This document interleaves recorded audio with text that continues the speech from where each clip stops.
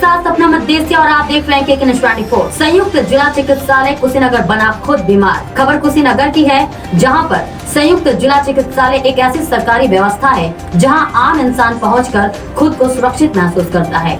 उसे लगता है कि वो ऐसी जगह पहुंच गया है जहां पर उसे अपनी तकलीफों से राहत मिलेगी, लेकिन जब वही अस्पताल जब खुद बीमार हो जाए तो अपने इलाज की आस लेकर आने वाले मरीज और उसके परिजन अपने को ठगा हुआ सा महसूस करते हैं। जी हाँ, बता दें कि आम जन के बेहतर स्वास्थ्य के लिए भारत सरकार एवं राज्य सरकार द्वारा अनेकों तरह की योजनाएं चलाई जा रही हैं, ताकि लोगों को बेहतर, सस्ता, समुचित, तत्काल मेडिकल सुविधाएं मिल सके। इसकी पड़ताल करने के लिए जिला संयुक्त चिकित्सालय कुशीनगर में प्रवेश करते ही ट्रॉमा डिपार्टमेंट में मरीजों की भीड़ लगी मिली और मरीजों को स्ट्रेचरों पर ही इलाज कराते पाया। थोड़ा और आगे बढ़ने पे नंबर आया जनरल वार्ड का, जिसकी हालत भी कमोबेश ऐसी ही थी। हर तरफ कूड़ा, पान गुटके से लाल पड़े कोने और दरवाजे, सिगरेट के टुकड़े मिले। आगे जनरल वार्डो 38 की तरफ रुख करने पर वार्ड के अंदर भी गंदगी का नजारा वैसा ही मिला। ऐसे में जबकि भारत सरकार द्वारा स्वच्छ भारत अभियान और अनेकों तरह की स्वास्थ्य योजनाएं पूरे जोरों शोरों से चलाई जा रही हैं, फिर भी सबके स्वास्थ्य की जिम्मेदारी जिन कंधों पर है वही बीमार नजर आ रहा है। सबसे हैरान कर देने वाली बात तब नजर आई जब हॉस्पिटल के पीछे की तरफ, जहां एक तरफ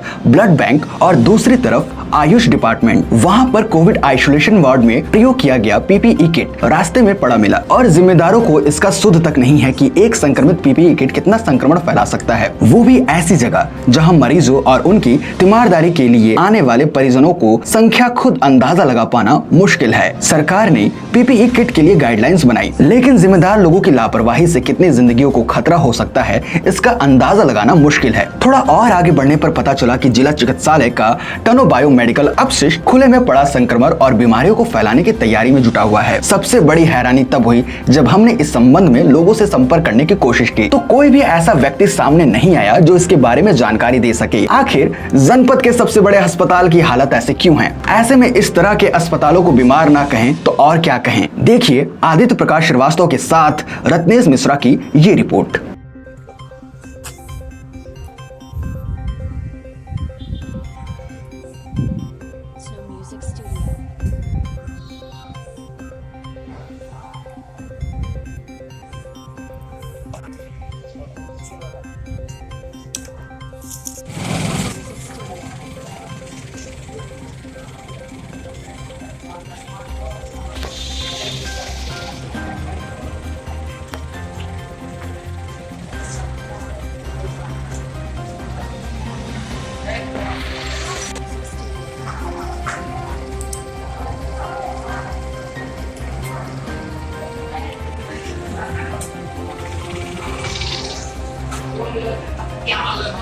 अब फिर रुक करते हैं कुशीनगर के मुख्य चिकित्सा अधिकारी के कार्यालय की ओर, जहां पर पिछले 9 सालों से सफेद हाथी बने हुए हैं। महामाया सचल चिकित्सा वाहन और एक तरफ पूरी दुनिया पिछले 1 साल से कोरोना जैसी महामारी से जूझ रही है। अगर मेडिकल सुविधाओं की बात करें तो भारत जैसा बड़ी आबादी वाला देश जर्मनी, फ्रांस, अमेरिका जैसे देशों से बहुत पीछे खड़ा है। आज अगर देश को देखा जाए तो कोरोना जैसी वैश्विक महामारी से लड़ने के लिए पूरी तरह से तैयार नहीं है। बता दें कि लगातार अलग अलग स्रोतों से मिलने वाली खबरों को देखें या स्वयं प्रत्यक्षदर्शी बने तो पता चलता है कि इस महामारी से लड़ने के लिए जो कुछ भी उपाय सरकारों द्वारा किए जा रहे हैं वो सभी नाकाफी हैं। अगर भारत की जनसंख्या को देखा जाए और मेडिकल की सुविधाओं की बात किया जाए, चाहे ऑक्सीजन सिलेंडर हो या वेंटिलेटर हो या एम्बुलेंस की सुविधा, कुछ भी इस महामारी के सामने बौना दिखाई दे रहा है। ऐसा नहीं है कि सरकार ने आज तक कोई काम नहीं किया, काम हुआ है, लेकिन इससे अलग हटकर देखा जाए तो आंखों में चुभता भी है। जैसे उत्तर प्रदेश के किसी भी जिले में जाकर देखा जाए तो पिछले 9 सालों से महामाया सचल चिकित्सा वाहन, जो सभी सुविधाओं से सुसज्जित सचल मेडिकल दस्ता था, और यह भी बताया गया है कि सचल वाहन आज तक के सबसे एडवांस मेडिकल वैन में शुमार है, को सफेद हाथी बनाकर प्रदेश के हर जनपद में खड़ा कर दिया गया है। ये जिस मंशा के साथ तैयार किए गए थे वो सरकार बदलने के साथ हवा हवाई हो गए हैं और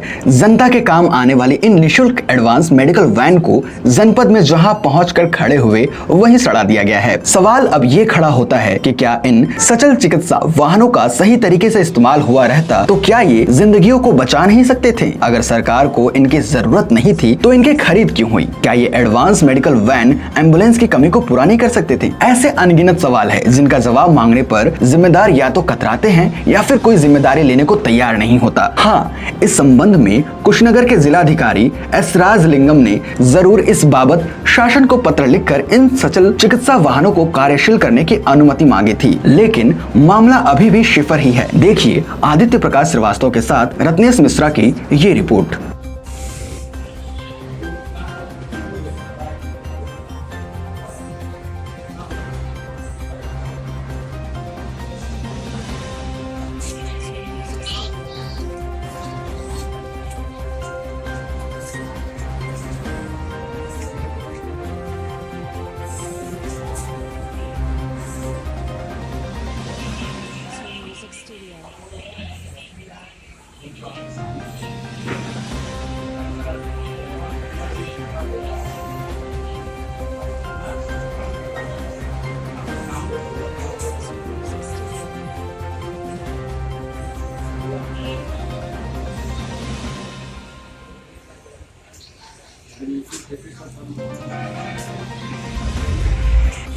चलो